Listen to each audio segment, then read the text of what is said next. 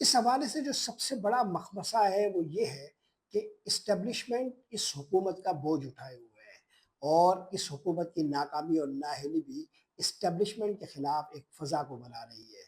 اب اسٹیبلشمنٹ کے لیے یہ ایک بڑی مجبوری ہے کہ یہ حکومت اگر کوئی کارکردگی نہیں دکھا پاتی ہے تو اس کا بوجھ اسے اٹھانا ہے۔ وہ اس بوجھ سے اگر نجات پانے کی کوشش کرتی ہے تو اسے ایک بہترین متبادل دینا ہے۔ کیا یہ متبادل قومی حکومت ہوگی یا نہیں؟ ابھی کچھ عرصے میں کچھ ایسے معاملات ہوئے کہ جس کے باعث اسٹیبلشمنٹ پر یہ تنقید دھیمی پڑی تھی، مگر بہت اچھی طرح اسٹیبلشمنٹ کے نمائندہ لوگ سمجھتے ہیں کہ عوامی سطح پر جو اسٹیبلشمنٹ کی پذیرائی تھی وہ ختم ہو چکی ہے۔ مؤثر اور طاقتور حلقوں کا جو ایک احترام تھا وہ ختم ہو چکا ہے۔